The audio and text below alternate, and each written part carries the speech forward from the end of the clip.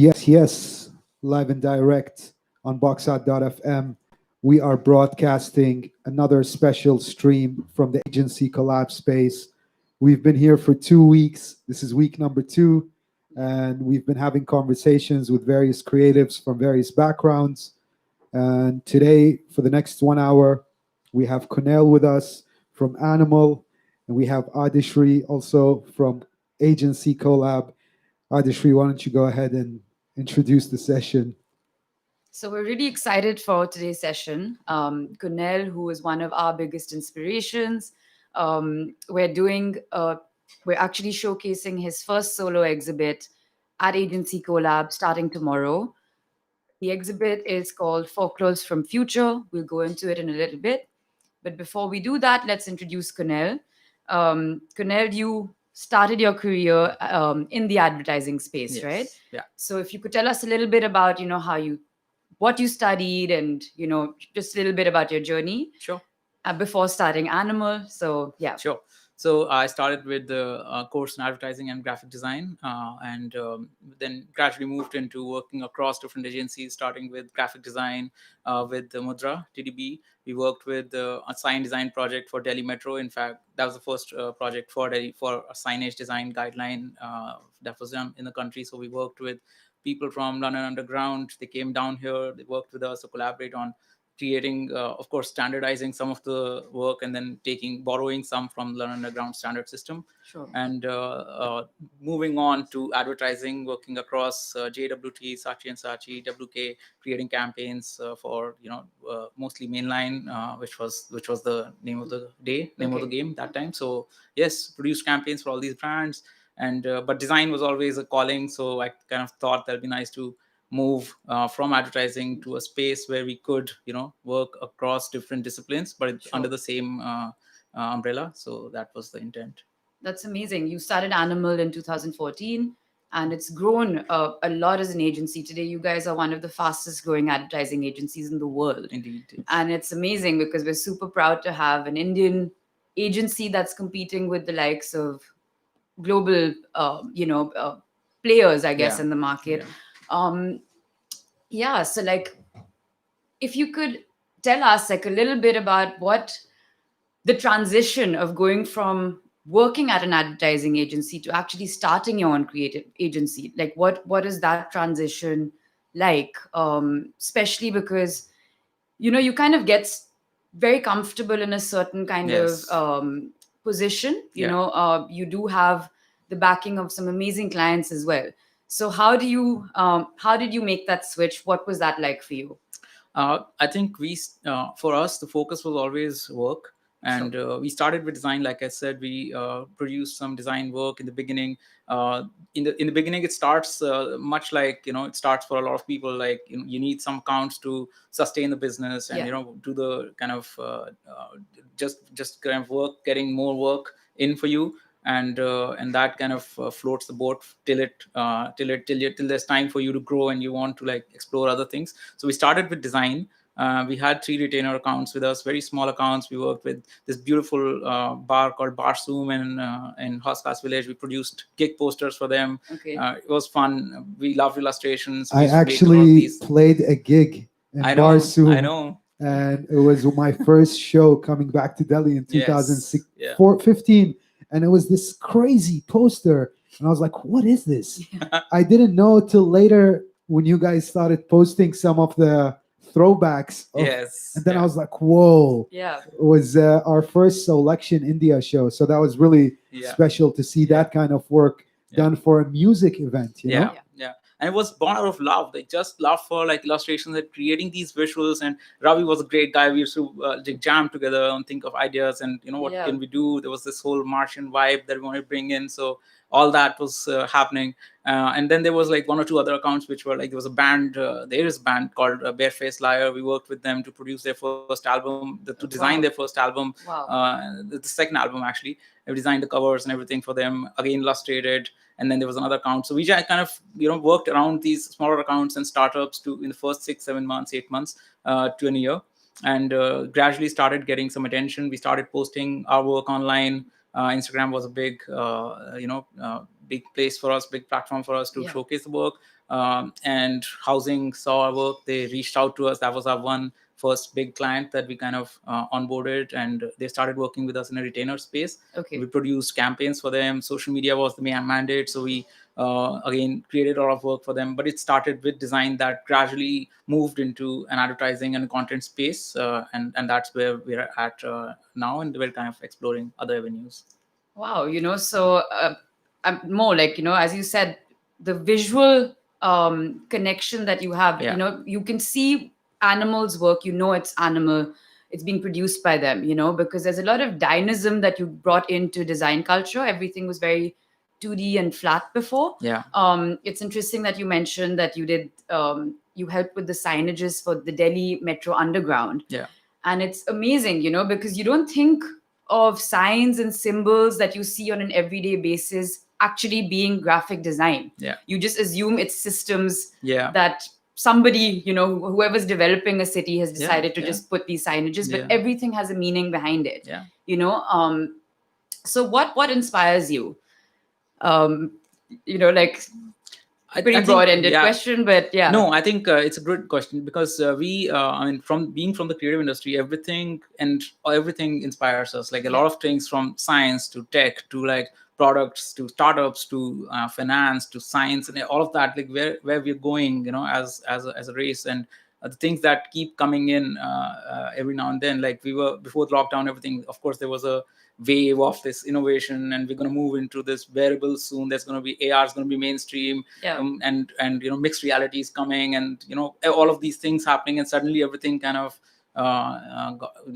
just exploded. So of course it's going to pick up soon, and like I said, a lot of things inspire us to like keep going, and we have evolved in the same way. I mean, we started with design, we moved into advertising, we started social media, we worked on events with the Adidas.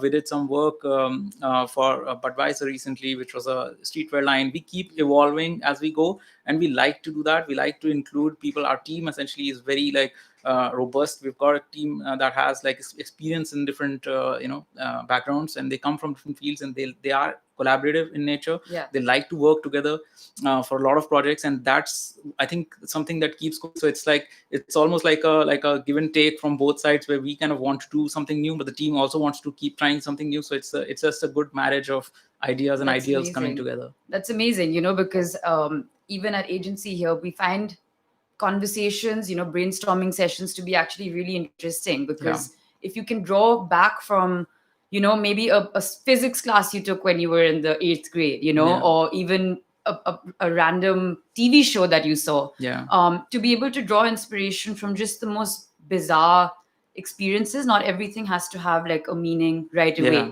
but you can find meaning once you actually start having these conversations. Yes. So you currently also are exhibiting your first kind of solo work at agency this weekend. Yes. I'm very curious about how do you keep the balance as an artist and as a person who is managing a team and an agency. How do you find that? Like, how talk about that for a bit? So being, of course, you do have to balance between client meetings and the work that's going on in office, looking at brainstorming with them on ideas, and reviewing work internally, speaking to clients, new business, all of that. And then there's the other side of creating personal work, and that has been a great outlet for me to, like, on weekends and on nights mostly, just create and just kind of unwind and make something. It started with very rough kind of scribbles and ideas that I had written in my diary, but kind of lockdown just enabled all of that to come out. I was able to dedicate some time to it, make some work. So it's been a good balance in a way. There have been times, of course, when I had to like choose one over the other a lot of times, and that kind of course takes a little bit of a discipline. But overall it's been a rewarding experience, devoting some time to some of these ideas that I've been kind of just walking around with for so long. Do you feel like the lockdown has helped in that? Yes, being greatly. at home? Greatly, yes. I mean, we were all working from home. The whole team is working from home, and I think in some space, all of us got some time to do your own thing, your creative thing, kind of.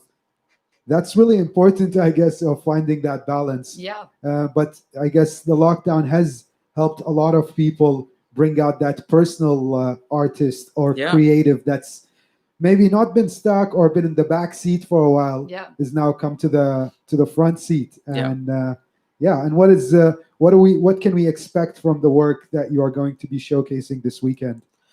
So the work essentially hinges on this idea of future. Future is a very vast, like, it's like a very, like, it has a meaning for everyone, right? Yeah. Like a different meaning for everyone. But in a way, it's been colored for all of us in different ways, thanks to popular culture, movies, mainstream media, Hollywood, of course. Yeah. There's a certain image of what a future is supposed to look like or be, which is full of for me and like a lot of people, it's mostly just going to be like science fiction-y. It's going to be, Yeah. it's going to have spaceships and tech and whatnot, like but that need not be the only idea. Like if we were to like back, a lot of people don't live it in that way. Like some people are beyond future in that sense of the word. If you go to MIT, you'll see people were researching and working on ideas that will possibly take shape like 50 years down the line. Yeah. So they're already beyond the time that we are living. And then there's people who are for them, for whom this sense of future is very far, and it's going to be far for a long time. People from underdeveloped countries who are still don't have access to basic amenities and all of that. So it's a very like like William Gibson said, this beautiful quote that the future is already here. It's just not evenly distributed, because that's true. Like for some people, it's already way beyond that. Like people live in automated houses and everything is happening automatically for them, while others have to fend for even the smallest of things for themselves. And it's a very disbalanced kind of a this thing. So the pieces of work that I've created essentially hinge on that the whole idea of disproportionality of future in some sense, and a hope with what it could be for in the real term of the meaning of the word. I'm personally excited to see the work. I know the setup is happening this evening. Yeah. But yeah, for anyone listening in New Delhi, please make sure to join on Friday, Saturday, Sunday. The exhibition, it's open. It's open to the public. Yes, so it's on from 10 a.m. to 6 p.m. Yeah. Tomorrow onwards, up until Sunday. Please drop by, because Kunel is also giving out some signed prints. Yes. It's a brilliant, like whatever work we've seen so far is brilliant, because if I was to compare this to Indianama, where you actually let a lot of artists come in, and we'll get into Indianama in a second, but this is like a very stripped down, bare, in your face sort of artwork. It cannot get more minimal than this, so I find that really interesting, because it's almost like a blank canvas, and we don't want to talk too much about the work. We want you guys to come check out the Please work. visit Agency. Yeah, but as I mentioned, Indianama, that's something that's really inspired a lot of young creatives like ourselves. If you could talk a little bit about the conceptualization of Indianama, why the word Indianama and what it means. Sure. So Indianama, the word essentially means nothing. It borrows from the Urdu word, which is nama. Essentially was any kind of document, So like a letter or an official document would usually be like suffixed with nama as a word.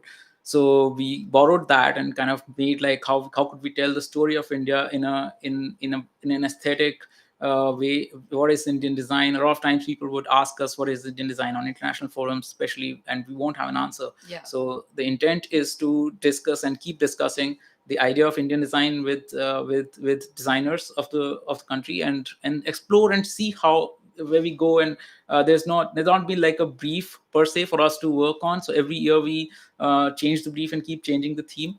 That's how we work. This year we've not been able to do so because of the obvious situations, but we intend to bring it up again next year. We started in 2016 with a very basic idea of let's do something with the map of the country and possibly see different meanings, what each year from 1947 to 2016 holds for us in the events that happen, in terms of events that happened in those years.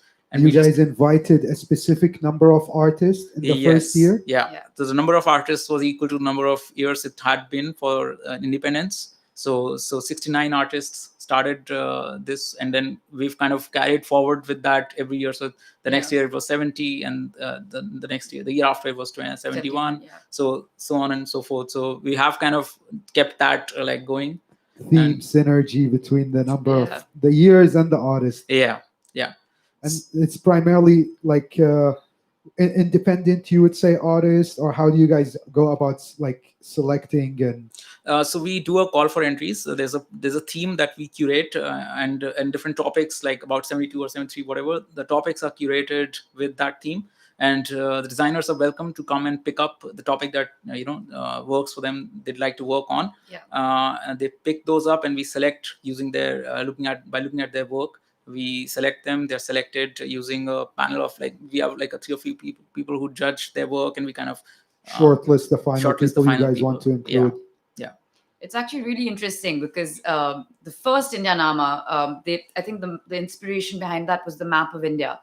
So a lot of creatives were brought in to just ideate, and some, like, some of it was political, some of it was just an expression of self. But it was interesting to see how they used the map of India as inspiration. I think 70 was when you brought in the topic of travel and culture and tourism posters. Yes, that was beautiful. And I think my favorite personal Indianama has been the one that was 72nd year. Where they collaborated with a lot of mom and pop shops across Delhi. So there was like your local store, where you get your supplies and groceries from, and a lot of artists collaborated with these people to redesign their logos and reposition them, and I think that was brilliant. If you could talk a little bit more about that, because I thought that was an incredible synergy of bringing creatives, good design to people who need it the most, who have absolutely no access to it, who've probably just gone to their local painter and said, please make a signage for me. To see that transform, I think good design, and not just in the aesthetic sense of it, but also in business, how what it can do to their overall business and all of that. They don't have the understanding of what good design can bring to their business, and that was something that we saw was lacking in a lot of, like, even the like the legendary markets like Chandni Chowk and all that. You go there, it's all just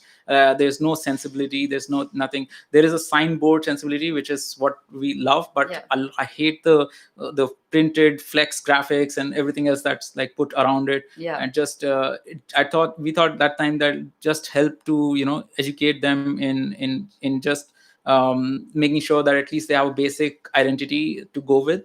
And some of them, of course, agreed. They came on board instantly, but a lot of them had a problem. You mean like the smaller shops we took like 4 or 5 markets, Karol Bagh, Chandni Chowk, what was the general reaction when you proposed this idea to them? So some of them were, of course, shocked when we told them that it's going to be free of cost, and we're going to be covering the cost for production. And they were like, where's the hidden camera? Is this a prank? They actually no, because there was a MCD drive that time to bring down their signages and demolish the shops and all that. So a lot of them thought we were undercover agents so they were like, just get away, like, I don't want to like talk to you and all of those things. So there were people like that, and some of them dropped out after agreeing to come on board. But yes, we had some people who then come back to us later, because they saw the neighboring shops do well, have this beautiful signage, a menu, and all of those things. So so a few who agreed, you guys then went on to develop like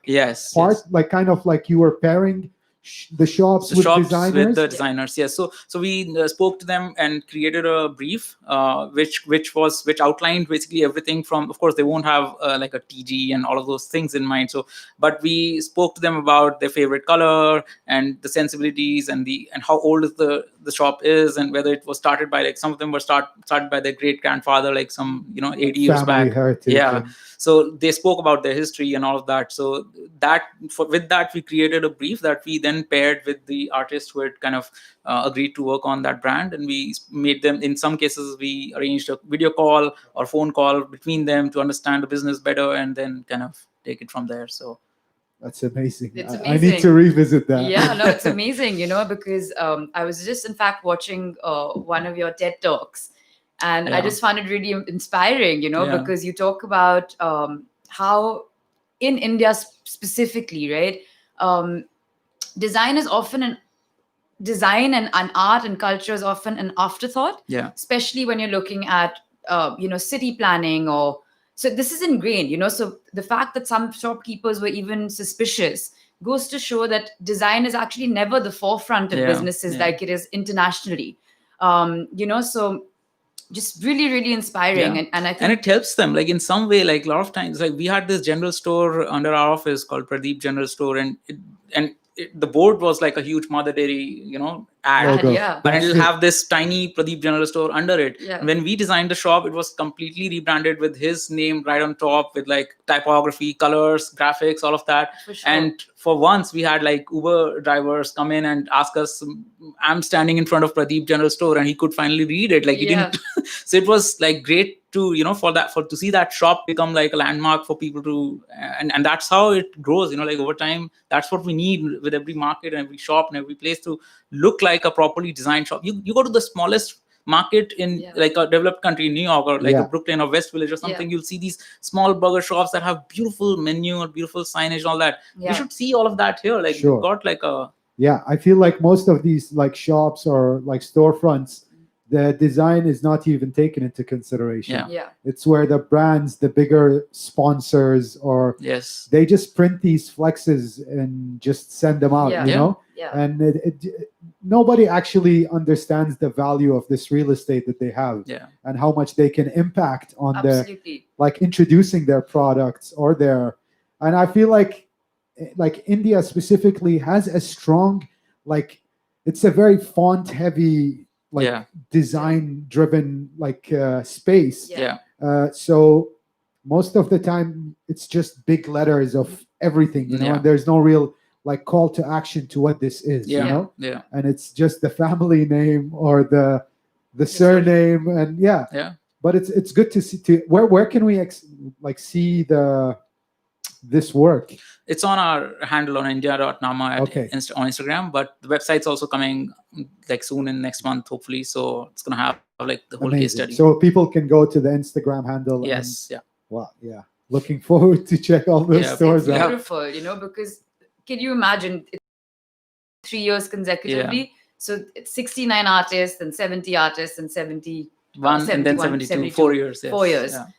There's just so much incredible work, and I think it's through events like this, it's through dialogues like this, that at least the next generation will find a way to actually identify and start preserving and start talking about the preservation of arts and Yeah. culture here. As a country, we've had such an incredible history, Yeah.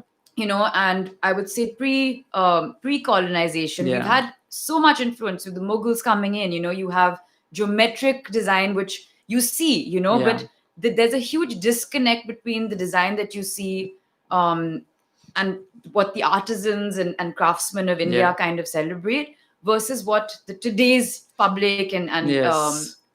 generation kind of Yeah. understands of that. Yeah. Of course, you have the Taj Mahal, which is a landmark, but how much do people actually know about just little systems that we've been exposed since we were children? It's Yeah. kind of ingrained in our brain, but it's just not been given that kind of importance. Yeah.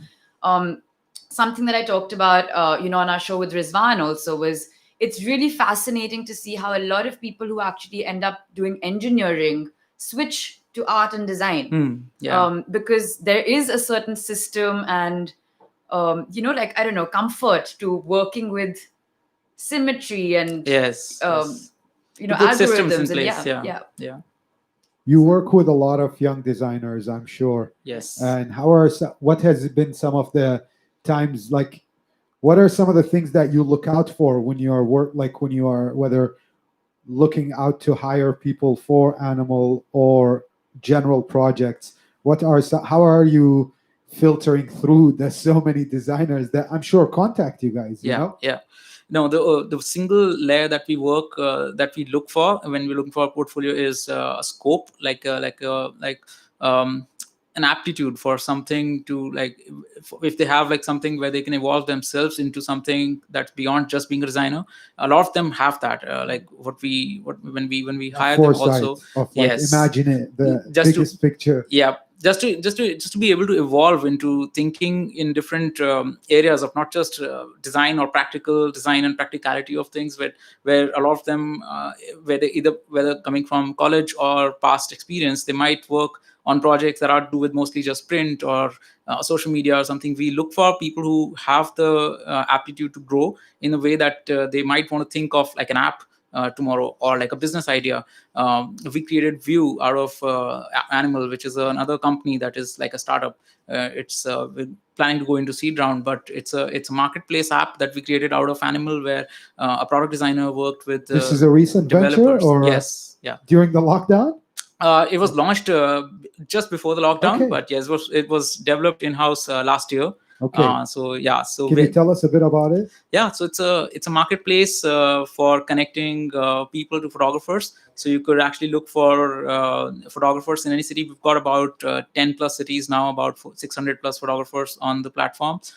Any city, whether you're a traveler or like have an occasion or an event coming up, you can speak to and search for a photographer in, say, Jaipur, Delhi, Bombay, Bangalore, wherever, and you can book them. Delivery, everything happens on the platform. So yeah. Wow.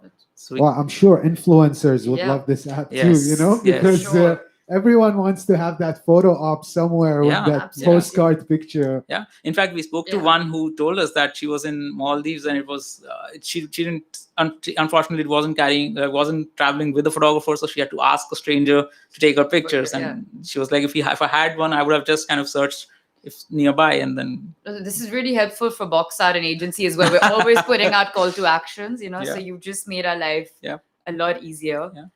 So that idea, I guess, is to, it's kind of, I guess, experimenting in that space. Yes. Like you didn't set out to like, I mean, this is how you keep it innovative. Yeah. And innovation is important to everything you yeah, do. yeah.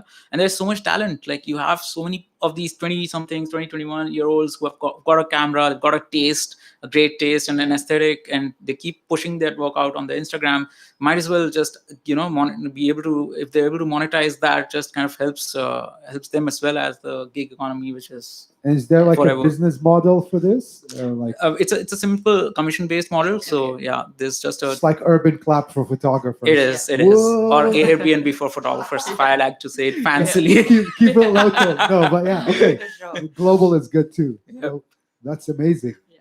So you've also collaborated with Castify. Yes. Could you tell us a little bit about that? How was that experience? It was interesting to see, like, because I had never imagined some of these artworks when I was putting them out to be available on a phone case. And then when Casetify, they approached me, they were like, hey, we love your design, some of these could work well with some of our cases, and be nice to see. Then I checked out their website, I saw some of the cases, and I saw a lot of reviews. Actually, a lot of people had written really well about the brand and the quality of products and all of that. So then I saw their collaborations, and they collaborated with like NASA and Heinz and all of that, and you could see the production of the cases and how strong they were, in terms of the aesthetics and all of that. So I thought, why not? Let's try and let's give it a try. And that we kind of. Yeah. Is that the one you have on your phone right now? That's the one I have. I saw that. I was like, is Yeah. that a sticker? Because that looks really Yeah, good. it looks like, and it's brilliant. The quality of printing from the right to the smallest Maybe font just size. show it to the camera. Yeah. And that, okay, cool. Yep. And you can buy these online? Yes, on casetify.com. Yeah. Amazing. available. This is an animal collaboration? No, they approached me for my own Okay. personal designs. But Okay, yeah. amazing. Cool. Well, I mean, it's really inspiring to see just how many things you're kind of, Dabbling juggling, but I feel that comes from understanding what design actually really means. Yeah. And also staying just curious. I don't know, just curious because I wasn't really like technically educated, like in the design sense of it. Like I wasn't from like these fancy colleges like NID and all that. So possibly left, you don't need that. unfiltered You don't need yeah. that. incomplete anymore. in some Yeah. way, and Yeah. that kind of just asks you to keep searching and keep looking for that right kind of Sure. fit. So Cool. Well, we'll do some fun things right Yeah, now. yeah. I guess the lockdown has put a lot of people at home. Mhm. What are some of the things you've been enjoying? Shows, podcasts, books? What have you watched or listened to during the lockdown? I actually listened to a lot of podcasts this Okay. last couple of months, and Debbie Millman's Design Matters was one of them, which kind of is brilliantly like written and spoken about, and all of that. The kind of people that she's covered, from like Robert Wong to like the likes, like you've heard all of them, Paula Scher, all of that. Yeah. It's amazing the way it's written and like spoken about. So I would definitely recommend everyone to Design watch Matters, those. Yeah. Okay, cool. And have you been cooking anything? Have you Uh, getting into the kitchen, baking I any have been banana burning a bread? lot of food, yes. But no, I was trying my hand or at a lot of this thing, but I don't think I'm that good a cook for sure. I'm gonna go back to the Yeah. design. Yes, let's talk about. Order something. Cool. Well, we're excited for the exhibition this weekend. Yeah. We want to thank you for joining us. Thank If you for there's having me. anything you would like to sign out with, tell the people a message, please feel free. I'll just have like one message for the junior, for people starting out, or anyone at least in design or the visual culture kind of career. I think push out more work. I Yeah. would recommend, because when we were starting out, we didn't have Instagram, so we really would just take prints out and stick them on our walls, and have them there for our friends to Physical come in, mood and boards. Yeah. physical mood boards on, like, in the rooms would look like mess. But Yeah. these days they've got Instagram, they've got like whatnot, and a lot of them don't publish work as Yeah. much as we would love to see them putting their work out. So I think definitely do that. Please do that, because the world wants to see your work. You might be the only one judging your own work in the most weird way possible, but Yeah. please do keep putting work out, and that's something that will only make your work better over time. So I feel like that's something similar with artists, musicians. Yeah. Who It are is, it is. making a lot of music, creating a lot of great art sound, Yeah. and don't necessarily have that like final push to post Yeah, it, yeah. or post it and then delete it, or Yeah. and that ends up becoming like a state of struggle, because Yeah. you're doubting and you're unsure. The best thing to do is put it out. Yeah. Yeah. The Because they minute put you it put it out- out, you evolve to the next Exactly, phase. exactly. Because you judging and other people judging and all that only makes it better for you. Like Absolutely. you're the only one who can say that it's working or not, it's not working. When you put it out, you see your own work in a completely new light Yeah. Sure. than sure. you would in your own folder. It's in not your just local your folder. own like private folder. Exactly. So that's really important. Like, I mean, puck likes or whatever you get Sure. out of it or not. Like, I think the like a lot of people end up wanting to showcase a finished perfect product. yeah. And for anyone who actually starts working with design, there's a lot of projects that we sometimes revisit and we're like, we could have done it so much better, or we Yeah. could Sure. change this Yeah, element about yeah. it. So it's constantly evolving, you know. I don't think remember- anyone should wait for perfect. Like, it's all Yeah. Being nothing's a perfect. Like, perfectionist, Nothing's perfect. you actually have to put in the hours. exactly. And if you're just spending hours on thinking about what to do, half Absolutely. of the like experience The is world would have gone. evolved and For moved sure. to a side where imperfect is now like the new kind of, and then Perfect, yeah. you're stuck with your perfect work, which doesn't really work. So yeah. And I mean, I think the lockdown in itself has taught us that, Yeah. everything that we were being fed or, we were interacting with pre-lockdown. Today, I think some of those brands have had to go back and rethink just what is the message that they're trying to put Yeah. out there. Yeah. I think the brands have taken a back seat. Yeah. And it's about the creators. Absolutely. It's no longer dependent on like this brand power, because For one sure. one creator, by creator, anyone who's posting and engaging, and they're able to do so much. Like Yeah. there was that video that went viral of The juice and a skateboard. yeah, I'm sure you. that's because no, to me Yeah. that's mind Yeah. blowing. It's crazy, right? I follow him now, Yeah.